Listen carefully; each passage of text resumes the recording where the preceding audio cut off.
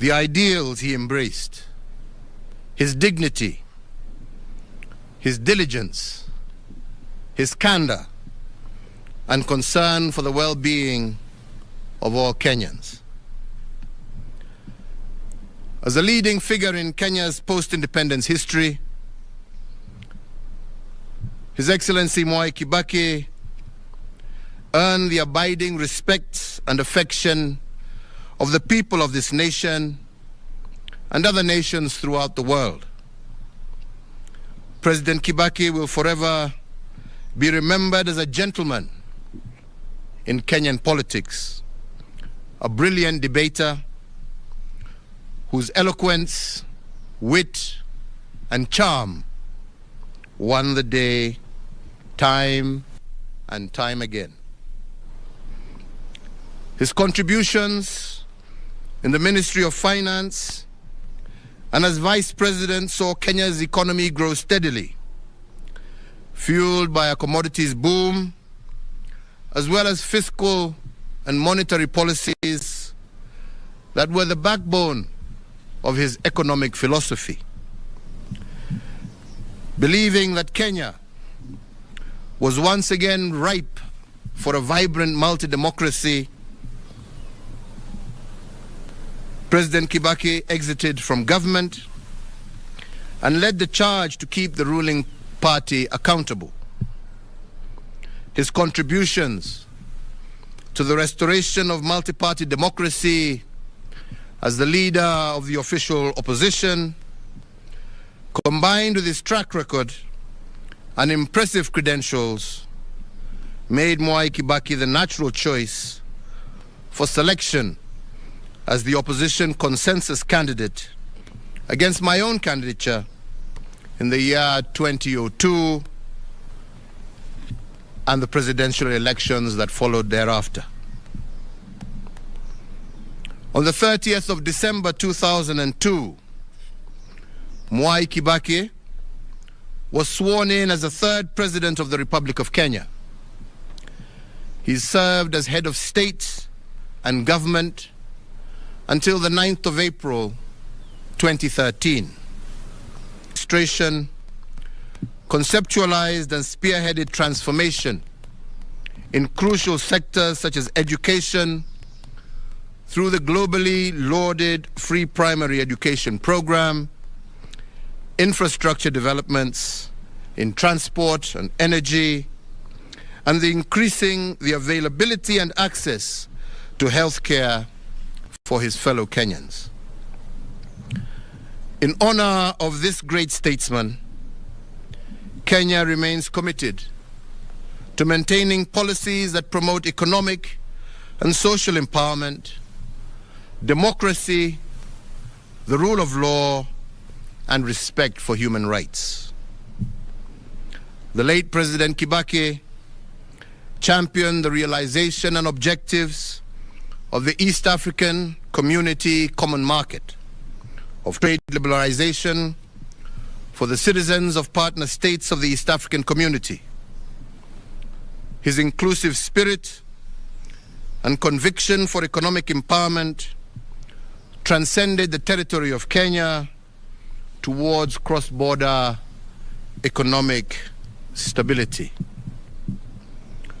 The late former president's central role in shepherding Kenya into a new constitutional dispensation, a culmination of a decade-long quest, is a towering legacy that immortalizes President Kibaki. We can take comfort in the inspiring legacy of ideals and examples of devotion to his country, which he bequeathed to us all, more so with our new constitutional dispensation. His dedication and love for our country undoubtedly honors Kenya, East Africa, Africa, and in the world. He leaves behind a more united and prosperous Kenya, as well as a template for servant leadership, which we must continue to nurture and improve for generations to come. And on his passing, today we once again renew our pledge in tribute to our great leader to foster. As we mourn the passing of an icon, we can rejoice in the lifelong companionship he enjoyed with his now departed wife, Her Excellency Mama Lucy Kibaki, and his extended family. Today, our sincere sympathy to his children, Judy Wanjiko, Jimmy Kibaki, David Kagi, and Tony Githinji, and to their families, and for all who mourn the passing of this great leader. As the late former president served Kenya, Africa, and the world, he also remained a deeply devoted family man, an avid golfer, and an earnest friend to many. To them we say that while Emilio Mwai Kibaki is no longer with us in body, his spirit, legacy, values, and ideals live on in each one of us and in the limitless ways that he made Kenya immeasurably better. Mwai Kibaki lives on in the hearts of millions of Kenyans, East Africans, and Africans who benefited from his leadership, admired his character, and were inspired by his example.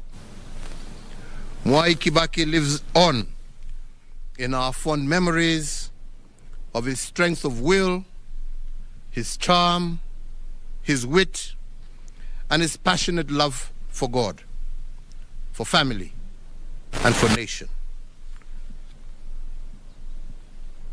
In honor of the life and times of the late former President Emilio Stanley Mwai Kibaki, and on behalf of a grateful nation, I, Uhuru Kenyatta, under the authority vested in me as the President of the Republic of Kenya and the Commander-in-Chief of the Kenya Defence Forces, do hereby order and direct that 1, in testimony of the highest of esteem in which all Kenyans hold the person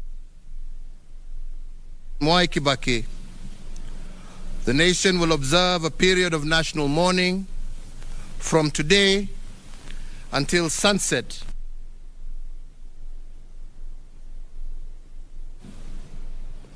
That President Mwai Kibaki shall be accorded a state funeral with full military honors and protocols being rendered and observed.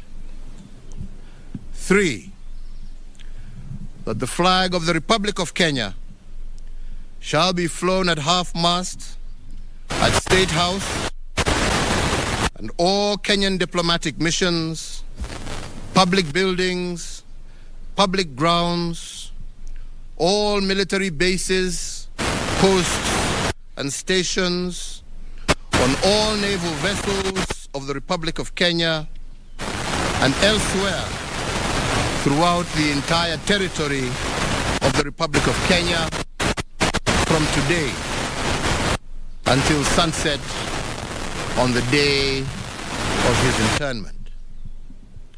And 4, that the President, the Deputy President, the Chief Justice, Cabinet Secretaries, the Speaker of the National Assembly, the Speaker of the Senate, Kenya's diplomats abroad, and whomsoever else is so authorized by law, national flag on their official motorcade from today sunset on the day of his internment. May President Kibaki's family be comforted, may his memory be honored, and may his example be emulated. This issued under the hand and seal of the President at Statehouse, Nairobi, on the 22nd day of April, the year of our Lord, 2022.